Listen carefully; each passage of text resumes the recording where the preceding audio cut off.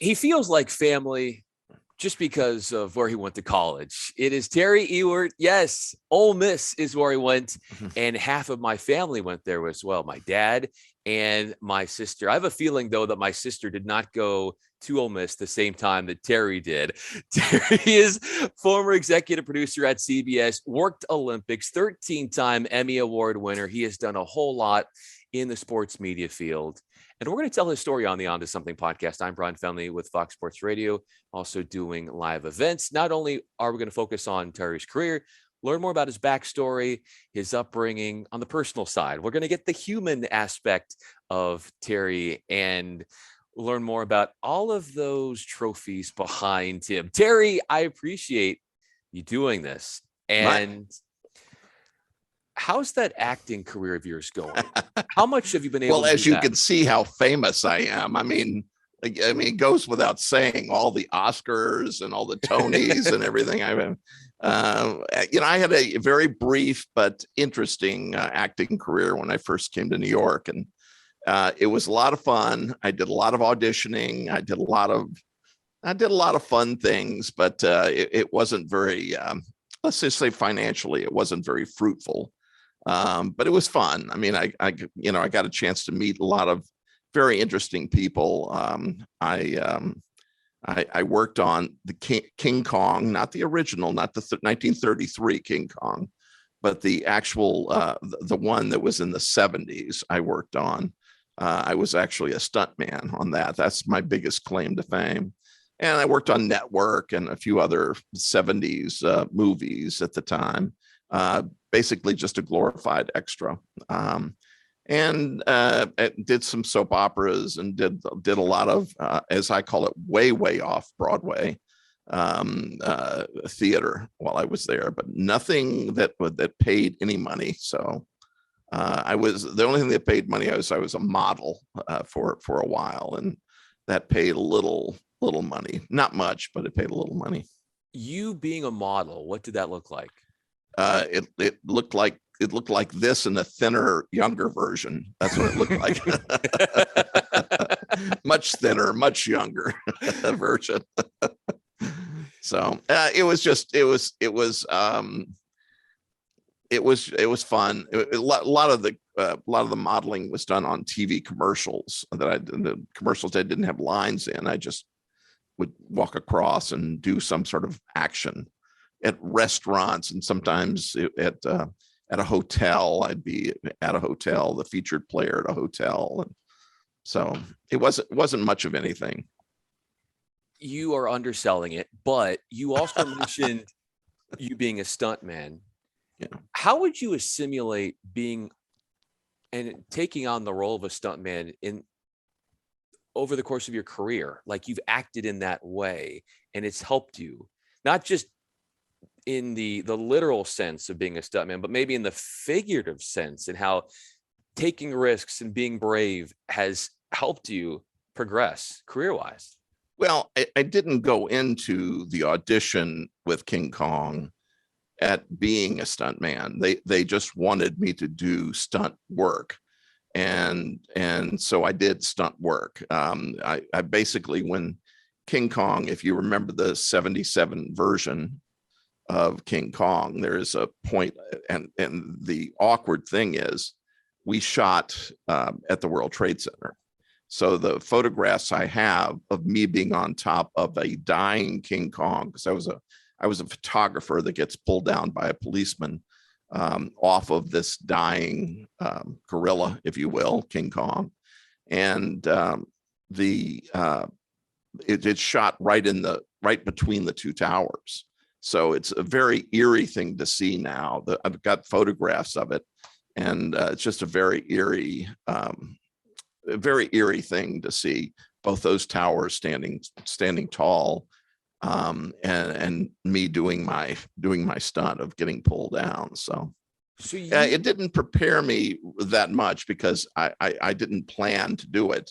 It's just something. It was an opportunity that came my way, and that's been more often than not, that has helped me prepare in my later life, is going into something and not knowing necessarily the direction, but at least grabbing a hold of the opportunities when they happen. And I think that is what every actor does. And I think that's what I was given the opportunity to do whenever I joined TV Sports in '78 at NBC. So was taking the opportunities that were afforded to me and not looking back. Were you afraid of heights when you were a stuntman? Were you positioned way up there? I was. It was the apparatus they called was a lunk, and it was a for lack of a better term, life-size model of a full-size model of King Kong. And what they did was they had remember, King Kong is shot by all these machine guns and everything, and then falls from the Empire State Building in the 33 version, and in the 76 or 77 version from the World Trade Center. And they have mats and mats of fake hair, and they poured this red Karo syrup on the top of it.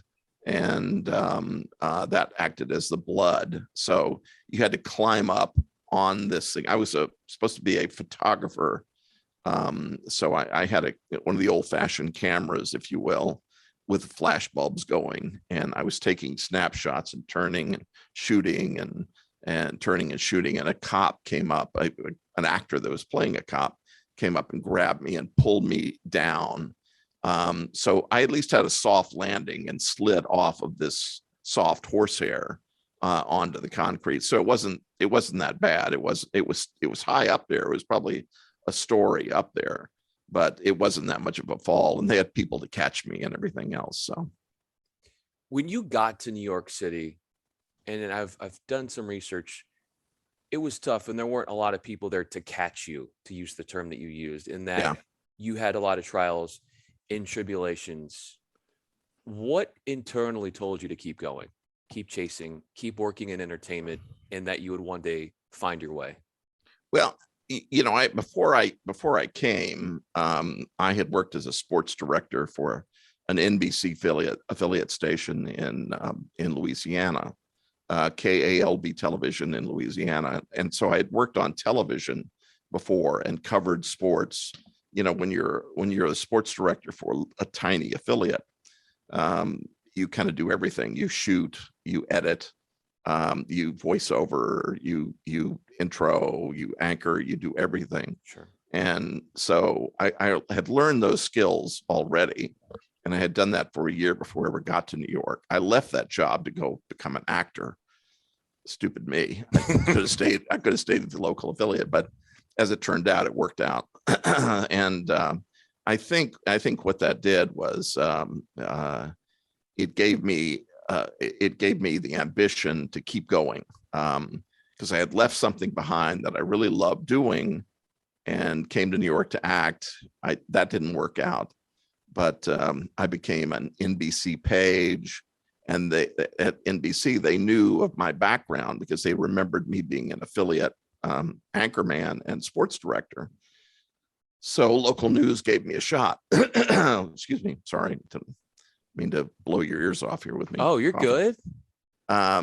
So it gave me an opportunity to at least know the people at local WNBC. And whenever I was a page and they were looking to hire people, they actually hired me from the page staff, and I went to work for WNBC as a news and feature assistant, and then eventually a news writer, and eventually Marv Albert's producer. I was his late night producer. Marv would go and call Ranger games, and then come back, and I had to put together his clip packages of whatever the game was and whatever other sports were going on that night. So for the 11 o'clock news, I would do that for him.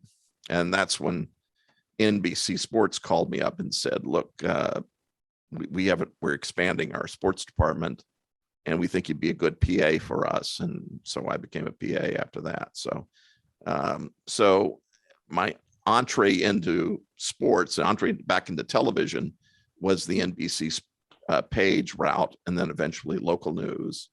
And then eventually I went on to be a new hire for the 1980 Olympic Games at NBC. And that began my journey. I started doing baseball and NFL football and things like that. So as a PA.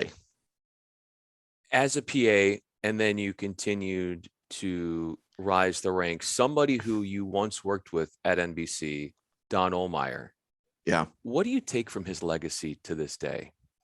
He was my mentor. I think all of us that were PAs with that hiring that came in, whether inside NBC or outside NBC, he was our first executive producer, and he was the boss, and he had brought all of this experience and knowledge and chutzpah from ABC Sports. So we all looked up to him because we knew he knew what he was doing. And, we were all novices. We were just learning.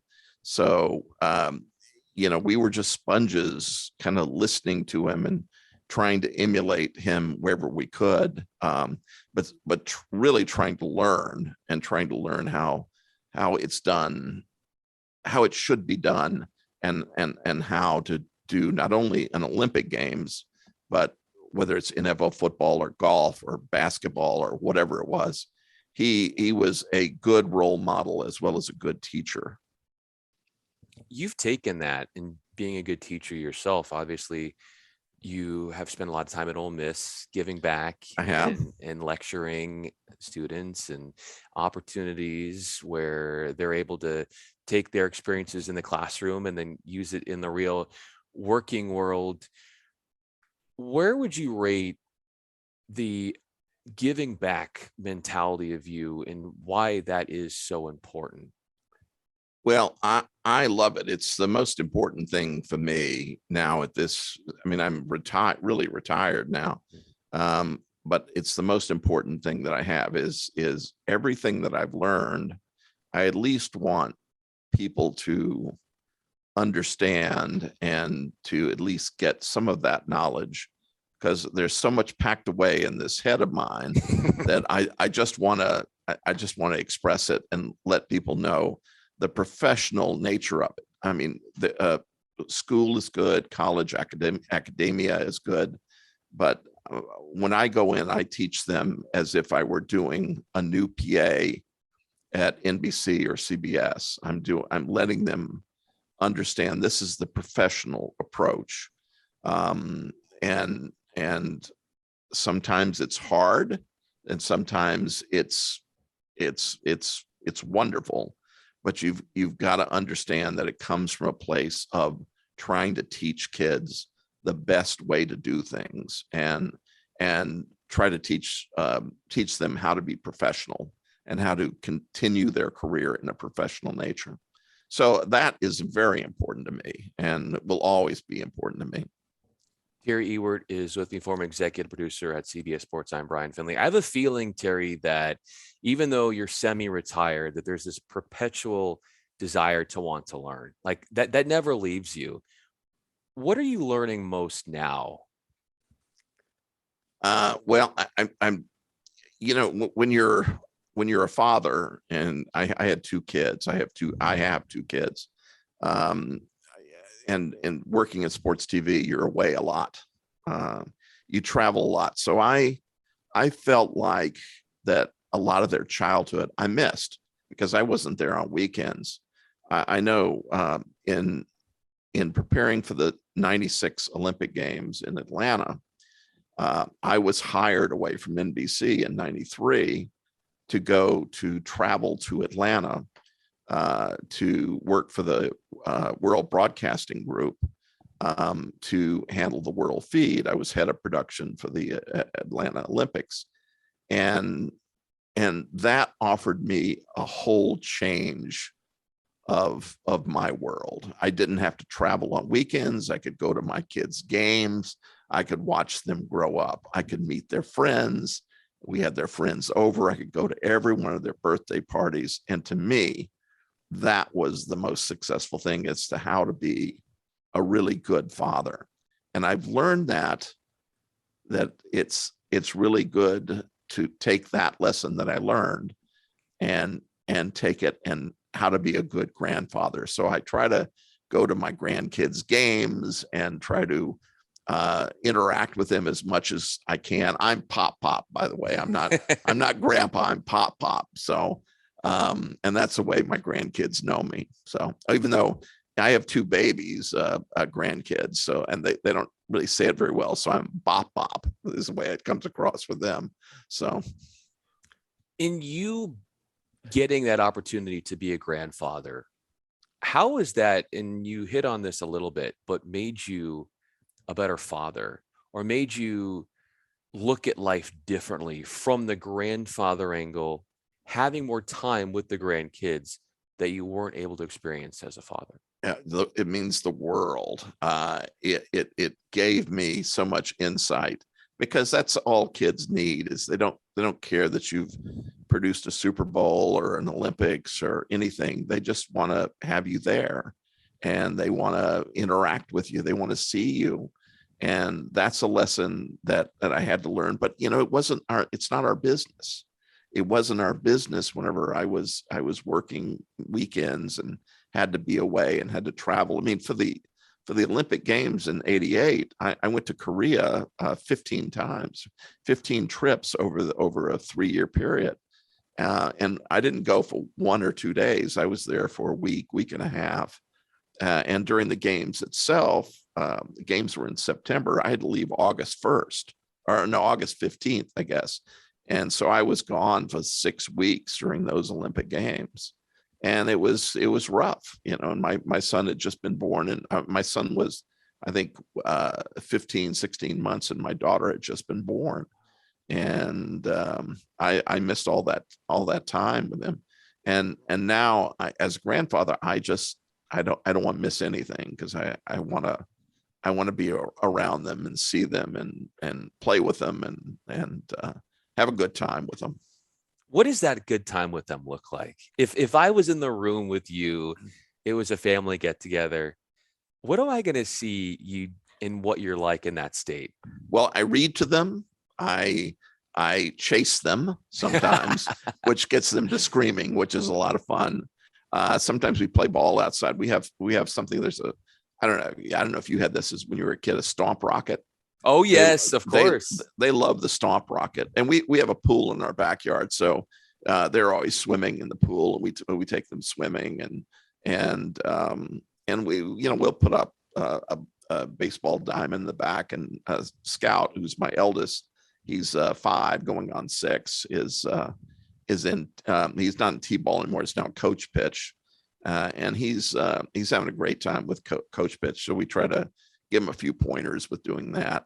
The others are still a little young, so it's a lot of running around with them and chasing them, and sometimes trying to scare them and them scaring me, and so it's just a lot of fun. They're still all very young.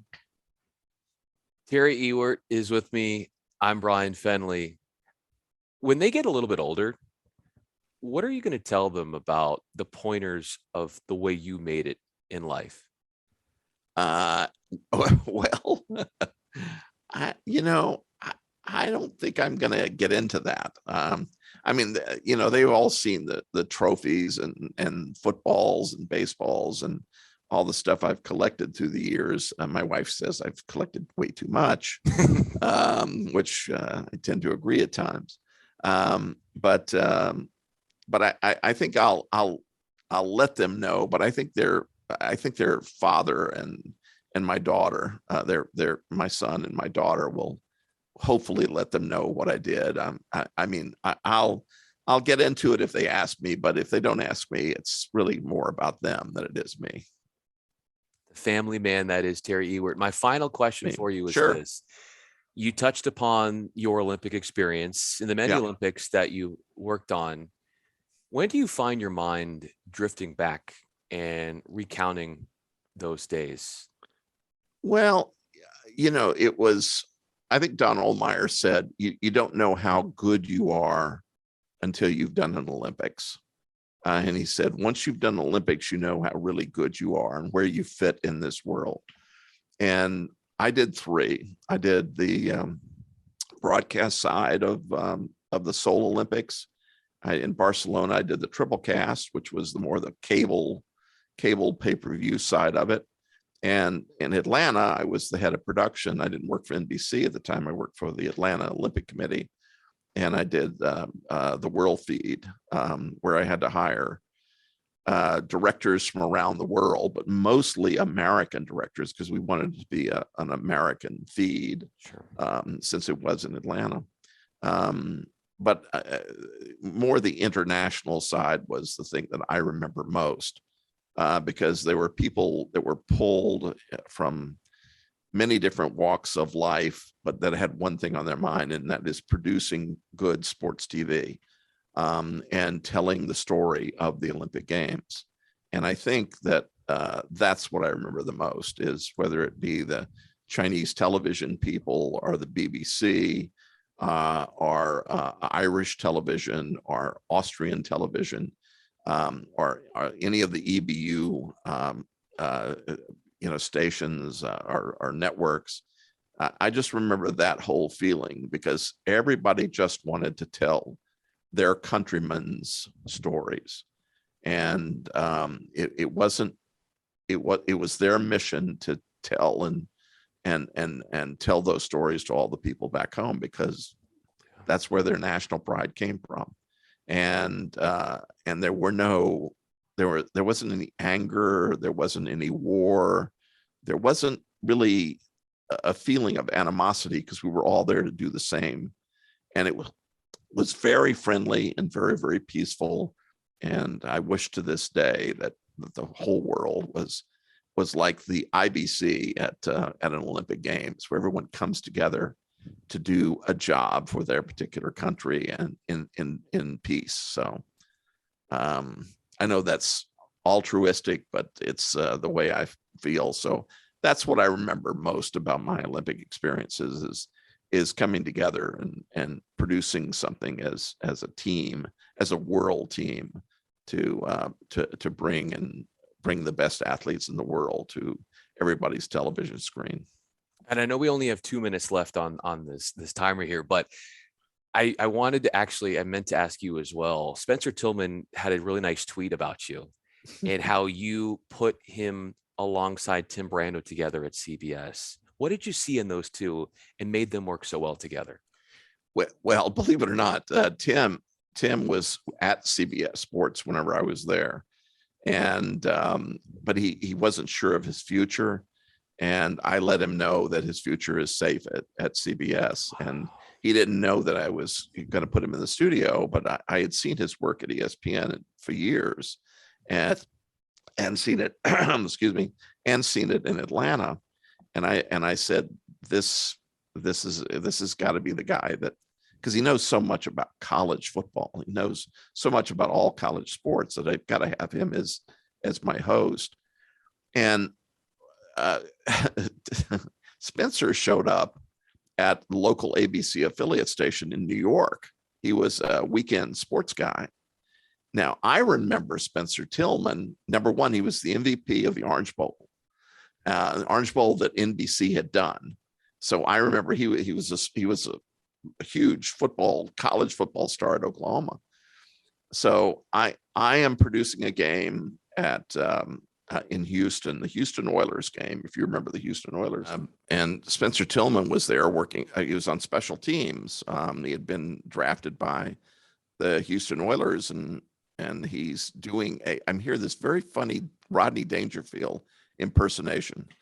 And I look around the corner and I recognize him. It's Spencer Tillman doing, and he has all of his teammates laughing hysterically. And I remember that. And I went up and talked to him a little bit, and he was working as the weekend anchor at a Houston affiliate at that time. And go ahead a year, and I'm doing a primetime game for NBC.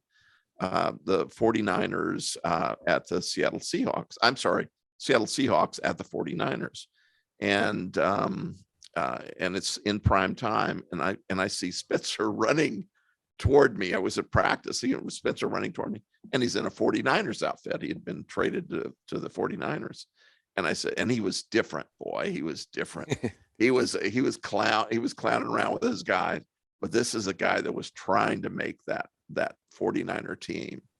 Even if he made it on special teams, he was trying to make that team because he was a little undersized. But the 49ers were giving him a shot, and it was just a whole different mentality. But I struck up a conversation with him and talked to him. So when he showed up at WABC, I reached out to his agent and said, "Hey, Spencer, would you be interested in maybe coming over to CBS?" And he was, and I knew I wanted to put him together with Tim Brando. I didn't know about his analytical skills, but I knew he knew college football. And I knew it as a player, how good he would be. He was a great communicator. He still is a great communicator. And I knew the two of them would do a tremendous job. And they did. And they were our studio host. We didn't have a coach or anything with the two of them. And they just worked together so well. And come to find out, I turn on Fox one day and Fox College Football, and they show up as the two at working together at college football. So, and I think both of them, they're both fanatics for college football, and they know it so well. And I'm just glad I could put those two together. They have this beautiful chemistry. They do. You were able to canvas that due to what you saw, and kudos Rodney to Dangerfield. Yes.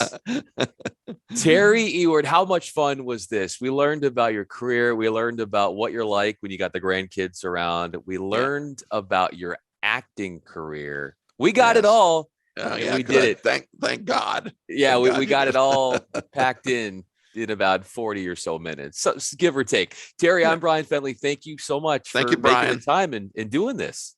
Appreciate it. My pleasure. Thank you so much it was fun. Thanks.